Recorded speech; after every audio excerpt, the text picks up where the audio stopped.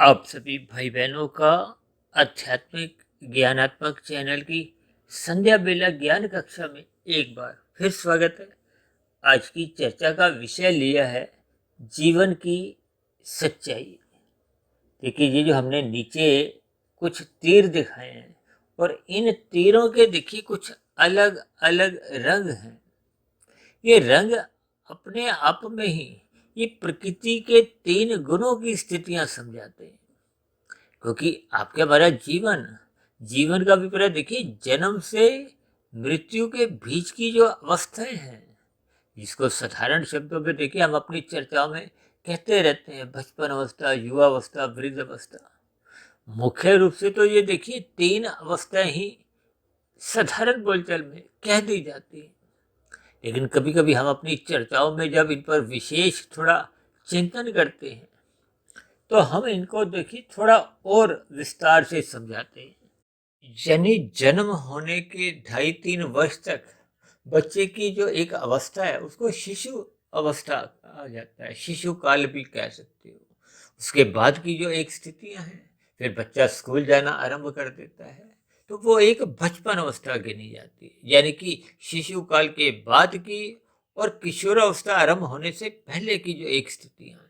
अक्सर देखिए शहरों में तो बच्चों को 2.5-3 वर्ष के होते हैं स्कूल में डाल दिया जाता है।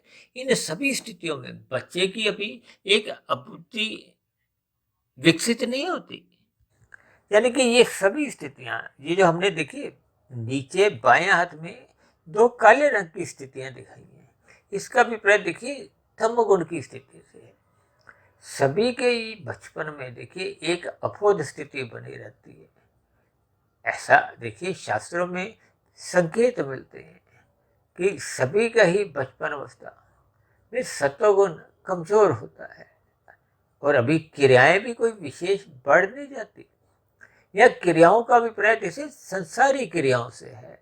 संसारी क्रियाओं में देखिए विभिन्न प्रकार की राजसी स्थितियां आती हैं, जबकि बच्चे तो देखिए शरारतें करते हुए तो दिखाई देते ही, लेकिन उन शरारतों में देखिए क्रिया एक अज्ञानतापूर्ण होती है।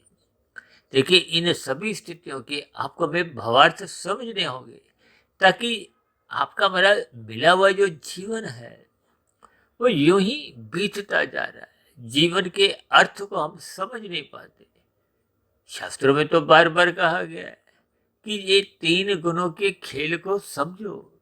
ये आपके हमारे जीवन में एक क्रमबद्ध तरीके से आते हैं।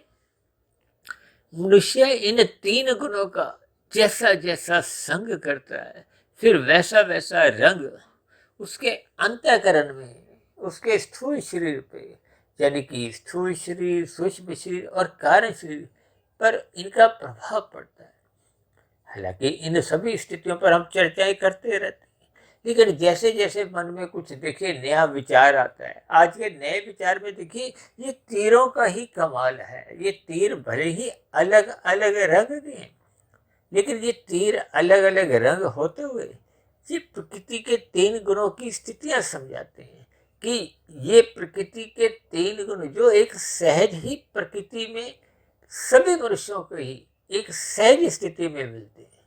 यानी कि इन स्थितियों में आप संग करो या नहीं करो, एक सहज स्थितियां प्रकृति के वातावरण में कहो, ये आपके बारे स्थूल शरीर की स्थितियों का एक भारी प्रभाव कहो, ये सभी स्थितियां देखकर आप महसूस कर सकते हो। इसीलिए तो हमने देखी ये बाएं हाथ के दो तीर को, यानी कि एक शिशु काल की अवस्था, बचपन अवस्था, इसमें हमने तमोगुण की ही प्रधानता दिखाई, इसलिए हमने दो तीर देखी, काले रंग से दर्शाए। अब उसके बाद ऊंचाइयों की ओर देखिए दो रंगीन तीर हैं। ये दो रंगीन तीर किशोरावस्था और युवावस्था के हैं, जब रजोगुण प्रधान होने लगता है, मनुष्य में एक जोश बढ़ने लगता है। देखिए ये दोनों ही स्थितियों में सत्वगुण की न्यूनता है, क्योंकि तमोगुण प्रधान होने का अभिप्राय क्या है? सत्वगुण की न्यूनता। रजोगुण प्रधान होने का अभिप्राय क्या है? सत्वगुण की न्यूनता। देखिए हम प्रतिदिन इन तीन गुणों के ज्ञान के ऊपर विभिन्न उदाहरणों से इन पर चर्चाएं करते हैं। अक्सर आपने देखा होगा ना, शादी ब्याह में लड़की की यानी कि दूल्हा दुल्हन की जो कितनी ही फोटोएं ली जाती है, दाएं से बाएं से ऊपर नीचे, यानी कि एक ही स्थिति में फोटो नहीं होती, वो अलग अलग स्थितियों में होती। ठीक इसी तरह आपके हमारे जीवन में भी ये जो तीन गुणों की स्थितियां हैं, परमात्मा के आशीर्वाद से इन तीन गुणों की स्थितियों पर हम पिछले लगभग देखिए 4.5 पौने 5 वर्षों से ही इन पर चर्चाएं करते आ रहे हैं। जैसे जैसे कुछ प्रेरणाएं मिलती हैं, कुछ हम वीडियो का नाम रखते हैं, कुछ चिन्हों द्वारा, कुछ रंगों द्वारा, कुछ संसार की जैसी जैसी देखिए परिस्थितियां आपके हमारे एक व्यवहार में आती हैं, उन सभी स्थितियों को हम प्रकृति के तीन गुणों से इसलिए जोड़ते हैं क्योंकि स्वयं भगवान श्री कृष्ण जी समझाते हैं कि इन तीन गुणों के ज्ञान को समझो। क्योंकि गीता में तो स्वयं भगवान श्री कृष्ण जी ने इन तीन गुणों के ज्ञान को गूढ़तम ज्ञान कहा है। अब देखिए, गूढ़ शब्द अपने आप में ही बहुत ही एक महत्व रखता है, और जब गूढ़ शब्द ना कहकर गूढ़तम शब्द का है तो इसका अभिप्राय क्या है कि इस सृष्टि का जो एक गूढ़तम ज्ञान है, इस ज्ञान को आपको हमें समझना चाहिए। और हमने तो देखिए परमात्मा के आशीर्वाद से अब तक ही हमने तकरीबन 1950 के आसपास वीडियो प्रसारित कर चुकी है। ये सभी की सभी वीडियो देखिए प्रत्यक्ष रूप से प्रकृति के तीन गुणों के ज्ञान विज्ञान को समझाती हैं। आपके हमारे तीन शरीर, स्थूल शरीर, सूक्ष्म शरीर, कारण शरीर को समझाती हैं। क्योंकि ये जो तीन शरीर भी हैं, ये भी प्रकृति के तीन गुण, तमोगुण, रजोगुण और सतोगुण की स्थितियां ही समझाती हैं। तमोगुण, रजोगुण को देखिए बार बार शास्त्र कहते रहते हैं, ये बंधनदायक है, जबकि सतोगुण को ज्ञान से जोड़ा गया है, भक्ति से जोड़ा गया है, ये एक मुक्तिदायक गुण है। यदि आपके हमारे जीवन में देखिए सत्वगुण की प्रधानता जन्म नहीं लेती, तो फिर आपका हमारा मिला हुआ जीवन देखिए ना तो भौतिक स्तर पर ही कोई एक सफलता अर्जित करता है, और ना ही आध्यात्मिक दृष्टिकोण से वो आपका मिला हुआ जीवन सार्थक हो पाता है। देखिए, सार्थक का अभिप्राय क्या है कि आपकी स्वयं भी एक आध्यात्मिक उन्नति हो, और आपकी आध्यात्मिक उन्नति प्रकृति के अन्य मनुष्यों को भी एक उस दिशा की ओर प्रेरित करे।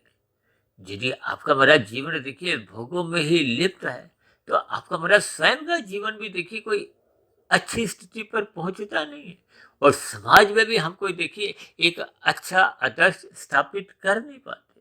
अक्सर हमारी चर्चाओं में बार बार ये शब्द दोहराए जाते हैं कि अपना जीवन सफल करो, सार्थक करो। देखिए, सफलता एक भौतिक स्तर पर मानी जाती है, सार्थकता एक आध्यात्मिक दृष्टिकोण से स्थितियां मानी जाती है। हालांकि आज हमारा कोई विषय नहीं है, इस पर हम कोई अलग से कभी चर्चा रखेंगे।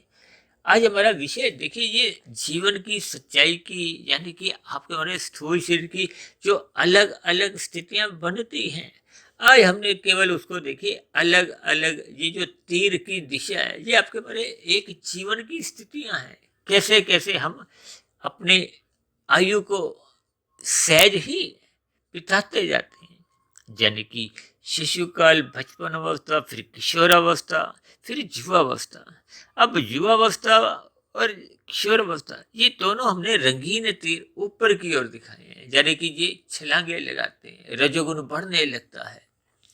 ये सभी स्थितियां एक व्यवहारिक हैं। ये व्यवहारिक का अभिप्राय देखिए, इनमें कहीं भी कोई अपवाद की स्थितियां देखी जा सकती है, लेकिन एक साधारण परिस्थितियों में जो संसार में आपके हमारे जीवन में दिखाई देती है, यानी किशोरावस्था और युवावस्था में एक जोश की स्थिति।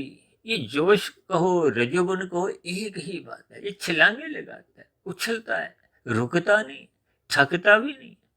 इसलिए आप देखोगे ना, राजनीतिक गलियारों में भी अक्सर कुछ राजनीतिक दल ये किशोर अवस्था के लोगों को, युवा अवस्था के लोगों को अपने साथ कोई विशेष क्रांति लाने के लिए भी इनका सहयोग लेते हैं।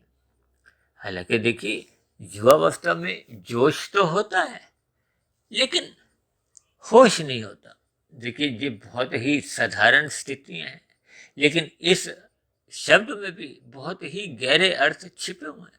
यानी कि रजोगुण में अक्सर आप देखोगे एक सतोगुण की न्यूनता बनी रहती है, क्योंकि बार बार शास्त्र ही कहते हैं तमोगुण से 10 गुना अच्छा रजोगुण है, रजोगुण से 10 गुना अच्छा सतोगुण है। हालांकि इन सभी गुणों के देखिए अलग अलग भावार्थ हैं। इनके पीछे अक्सर मैं एक ही तर्क देता हूँ कि प्रकृति के भोगों को यदि आप भोगना चाहते हो तो छीनो मत, उसके लिए कर्म करो। यानी कि छीनना क्या है, तमोगुण की स्थिति है, निषेध कर्म की स्थिति है। और यदि हम कर्म करके खाते हैं तो ये एक राजसी स्थिति है। यानी कि तमोगुण से अच्छा गुण क्या है, रजोगुण। छीनो मत, कर्म करो। और रजोगुण से भी अच्छा गुण सतोगुण इसलिए कहा जाता है क्योंकि सतोगुण में हम पहले दूसरों को खिलाते हैं, दूसरों को खिलाने के बाद स्वयं भी खाने की इच्छा रखते हैं। यानी कि ये प्रकृति के 3 गुणों की देखिए सापेक्ष दृष्टिकोण से अलग अलग स्थितियां दर्शाते हैं। और अब हम चर्चा को थोड़ी आगे बढ़ाते हैं। ये जो हमने ऊपर 2 चिन्ह रंगीन रंग से दिखाए हैं, फिर एक चिन्ह रजोगुण में होते हुए भी, यानी कि वो रंगीन चिन्ह होते हुए भी उसकी दिशाएं देखिए 2 तरफ जा रही हैं, पीछे भी आगे भी। ये स्थितियां देखिए आप प्रौढ़ अवस्था से समझ सकते हो।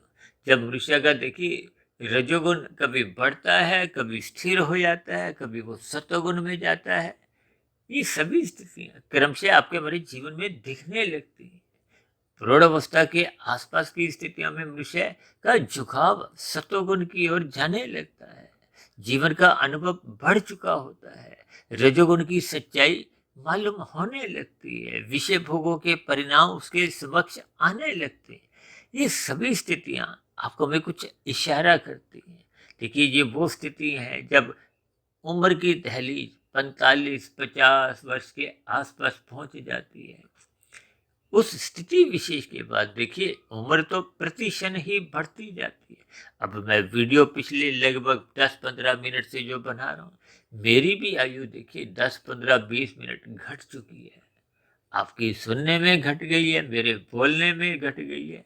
ये सभी एक व्यवहारिक स्थितियां हैं। अब देखिए उस तीर के बाद फिर हमने देखिए एक नीचे की दिशा की ओर एक रंगीन तीर ही दिखाए, लेकिन अब उनकी दिशा देखिए अंतोगत्वा नीचे की ओर जा रही है। ये नीचाइयों की अभिप्राय क्या है कि पहले मनुष्य का देखिए रजोगुण छलांगे लगा रहा था, अब धीरे धीरे वो रजोगुण के प्रति थोड़ा कमजोरी आने लगती है। शरीर के स्तर पर कमजोरी को, मन बुद्धि के स्तर पर ज्ञान की एक स्थितियां उजागर होने लगती हैं। यानी कि उसकी विषय भोगों के प्रति क्रमशः रुचि कुछ घटने लगती है। इसलिए हमने देखी चिन्ह तो रंगीन ही दिख जाए हैं, लेकिन उनकी जो एक दिशा है वो थोड़ी कमजोरी की ओर दिखा रहे हैं। सूर्य शरीर के स्तर पर भी विषय भोगों को भोगने की जो एक समर्थ है, क्षमता है, वो घटने लगती है। एक घटते घटते फिर हमने देखिए एक दाएं तरफ के 2 चिन्ह सफेद रंग से दर्शाए। देखिए आज मैंने कहा ना वीडियो में इन चिन्हों का ही आपके हमारे जीवन की अलग अलग अवस्थाएं हैं, क्योंकि सामान्य स्तर पर ही हम बचपन, युवा, वृद्धावस्था कहते हैं। तो बचपन अवस्था में हमने देखिए शिशु काल की अवस्था भी ले ली है, और बचपन काल की स्थिति तो है ही। और युवावस्था में हमने देखिए प्रौढ़ अवस्था से पूर्व की जो स्थिति है, किशोर अवस्था और युवावस्था, 2 स्थितियों को ली है। और फिर प्रौढ़ अवस्था के बाद देखिए एक वृद्धावस्था की एक स्थिति है। देखिए इन सभी स्थितियों के आपको हमें भावार्थ समझने। अब ये जो हमने दाएं हाथ में जो तीर लगाए हैं सफेद रंग के, इसका अभिप्राय क्या है कि मनुष्य की अब सतोगुण में रुचि बढ़ने लगती है, मनुष्य का सत्संग आरंभ हो जाता है। देखिए सत्संग का अभिप्राय कोई विशेष स्थिति से नहीं है। जब हम प्रकृति के सत्वगुण का अधिक संग करते हैं, ज्ञान में स्थिति बनाने लगती है। और देखिए प्रकृति के 3 गुण अपने आप में तो देखिए नित्य हैं, लेकिन इन 3 गुणों के अलग अलग लक्षण हैं। तमोगुण को पदार्थों से जोड़ा गया है, आलस्य से भी जोड़ा जाता है, अज्ञानता से भी जोड़ा जाता है, अनीतिगत कार्यों से भी जोड़ा जाता है, शास्त्र में जो निषेध कर्मों का जिक्र आता है वो सभी तामसी स्थितियां हैं। और रजोगुण को देखिए क्रिया से जोड़ा जाता है। पदार्थों से सुख लेने के लिए आपको हमें क्रिया करनी होती है और क्रिया ज्ञान पूर्वक चाहिए। देखिए रजोगुण को क्रिया से जोड़ा गया और सत्वगुण को ज्ञान से जोड़ा गया। अब ज्ञान का अभिप्राय देखिए सभी स्थितियों में, चाहे भौतिक स्तर पे हो चाहे आध्यात्मिक स्तर पर, ज्ञान की कभी भी देखिए निंदा नहीं, क्योंकि ज्ञान ही आपको सही गलत की पहचान कराता है। ज्ञान आपको एक प्रकाश की स्थिति है। शाम को जैसे ही सूर्य अस्त होता है तो अंधकार में स्थितियां बनने लगती हैं। उन अंधकार में स्थितियों में हम सर्वप्रथम अपने घरों में क्या करते हैं? बल्ब ट्यूब जलाते हैं, ताकि आपके हमारे स्थूल शरीर के स्तर पर होने वाली क्रियाओं में किसी प्रकार की कोई बाधा उत्पन्न नहीं हो। जब तन के स्तर पर प्रकाश की आवश्यकता है तो फिर मन के स्तर पर अज्ञानता यदि आएगी तो मन बुद्धि में भटकाव की स्थितियां आती हैं। और ये भटकाव ही मनुष्य के जो कर्मों की दिशा है वो बदल देता है, गिरावट में ले आता है, तमोगुण की स्थितियां बनने लगती है, निषेध कर्म करने लगता है, पाप कर्म होने लगते हैं। देखिए इन सभी स्थितियों को ज्ञान पूर्वक आपको मैं समझना होगा, तभी आपका हमारा मिला हुआ जीवन देखिए सफल हो पाता है, सार्थक हो पाता है। इसलिए हमने ये जो नीचे के 2 तीर दाएं तरफ की ओर दर्शाए हैं, ये एक सात्विक स्थिति है। ये परमात्मा की प्रेरणा से जैसे जैसे उम्र की एक दहलीज 55, 60, 65, 70 वर्ष होने लगती तो ये सत्वगुण बढ़ने लगता है। अभी कुछ दिन पहले हमने देखे ब्रह्म मुहूर्त ज्ञान उपदेश कक्षा में इन 3 गुणों की स्थितियों पर उम्र के साथ साथ कुछ इस पर एक बहुत लंबी वीडियो एक चर्चा में ली थी। इन सभी स्थितियों को आपको मैं समझना होगा। इसलिए मैंने देखी वो 2 सफेद चिन्हों के अंत में हमने एक प्रश्न चिन्ह सफेद रंग का इसलिए दर्शाया है कि हम अपने मिले हुए जीवन के लक्ष्य को पहचानें, परमात्मा की ओर चलना आरंभ करें, ब्रह्म मुहूर्त में उठने का अपना एक संस्कार जगाएं, ताकि आपका हमारा मिला हुआ जीवन में आध्यात्मिक उन्नति के दरवाजे खुलने आरंभ हो। क्योंकि यदि मनुष्य अपने जीवन में आध्यात्मिक उन्नति नहीं करता तो इसका अभिप्राय क्या है कि हम मिले हुए जीवन के अवसर को देखिए, मनुष्य योनि में ही एक विशेष रूप से साधना करने का अवसर है, आध्यात्मिक कमाई करने का अवसर है। अक्सर मनुष्य देखिए भौतिक कमाई को ही अधिक महत्व देता है। किस लिए? ये वर्तमान मिले हुए जीवन का एक छोटा सा अनुपात की स्थितियां हैं। अक्सर मनुष्य अपने वृद्धावस्था को मजबूत करने के लिए आर्थिक दृष्टिकोण से कितने ही एक दीर्घकाल के लिए कहीं शेयरों में पैसा लगाता है, कोई एफडी बनाता है। ये सभी स्थितियां देखिए बहुत ही व्यवहारिक है। लेकिन मनुष्य अपने मरने के बाद की जो एक स्थितियां हैं, क्योंकि शास्त्र समझाते हैं जब तक कारण शरीर रहेगा, कर्माशय रहेगा, संस्कार रहेंगे, तो फिर ये बार बार कारण शरीर के बने हुए कर्माशय के आधार पे ही मरने के बाद फिर कोई नया एक कार्य रूप में एक नया शरीर मिलेगा, जैसी जैसी कर्मों की स्थितियां होंगी। अब मनुष्य योनि तो पुनः तभी मिलती है जब संचित कर्मों में पुण्य कर्मों की स्थिति कम से कम 50-51% रहती है।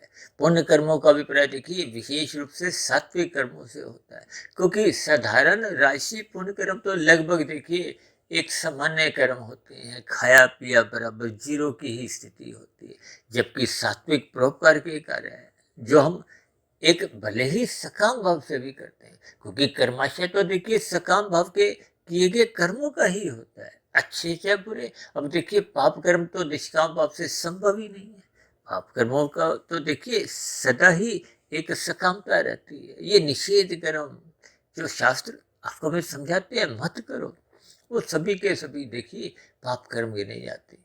और शास्त्रों में तो देखिए कलयुग की 5 स्थितियां समझाई गई जिस पर अक्सर हमारी चर्चाएं होती रहती हैं। दूध कीड़ा, मदपान, स्त्री संग, हिंसा और अनीतिगत कार्यों से कमाया गया धन, स्वर्ग।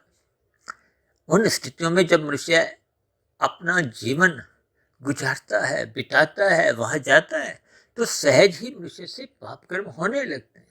और जब पाप कर्मों का अधिक अनुपात हो जाता है तो चाहकर भी देखिए नीचे की योनियों में कोई जाने की इच्छा तो किसी की भी नहीं होती, लेकिन फिर भी यहाँ पर हम देखते हैं कि नीचे की योनियां तो 80 लाख प्रकार की हैं, और उन 80 लाख प्रकार की योनियों में कितने ही जीव, देखिए एक एक पार्क में ही हजारों लाखों करोड़ों में देखिए छोटे छोटे कितने ही जीव हैं। इन स्थितियों पर मनुष्य चिंता नहीं करता। इसीलिए हम सभी भाई बहनों को अपने कार्यशील को शुद्ध करना होगा, और शुद्ध करने के लिए आपको में ब्रह्म मुहूर्त में उठना होगा, क्योंकि सत्वगुण का अधिक संग करना सत्संग की स्थिति है। लेकिन जब एक सत्वगुण की शुद्धतम स्थिति, जिसको शास्त्रों में देखिए ब्रह्म मुहूर्त का नाम समझाया गया है, और हम तो इस पर देखिए बार बार चर्चाएं करते हैं, क्योंकि हमारी तो सभी की सभी वीडियो, अब ये जो वीडियो अभी हम बना रहे हैं संध्या बेला ज्ञान कक्षा की, ये प्रसारित तो शाम को ही होती है, लेकिन ये भी वीडियो जैसे सुबह की ब्रह्म मुहूर्त ज्ञान उपदेश कक्षा की वीडियो ब्रह्म मुहूर्त में बनती है, ये वीडियो भी देखिए ब्रह्म मुहूर्त में ही बनती है।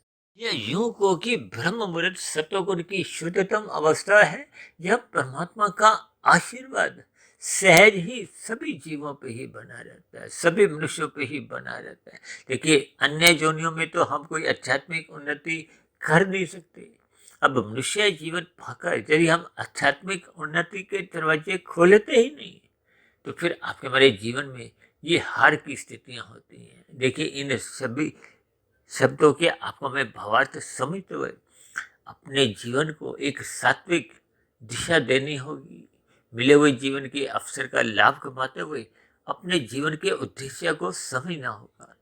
तो ऐसी सभी सात्विक शुभ स्थितियां हम सभी भाई बहनों के जीवन में भी बने। इन्हीं शुभ कामनाओं के साथ चर्चा विशेष का अब यहीं विश्राम देते हैं। कल सुबह फिर मिलते हैं ब्रह्म मुहूर्त ज्ञान उपदेश कक्षा में। तब तक आप अपने आध्यात्मिक मित्र सुधीर भाटिया फकीर को इजाजत दें।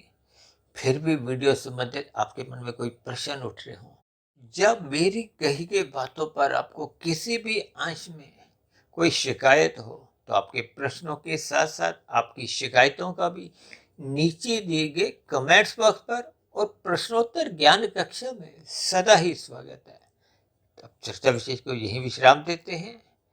आप सभी भाई बहनों को बहुत बहुत शुभ रात्रि, और सुबह ब्रह्म मुहूर्त में उठने के लिए, अपनी सात्विक स्थिति मजबूत बनाने के लिए, अपने रजोगुण को मर्यादित रखने के लिए और तमोगुण में गिरने से बचने के लिए ब्रह्म मुहूर्त में उठने के लिए मेरी ओर से बहुत बहुत शुभकामनाएं।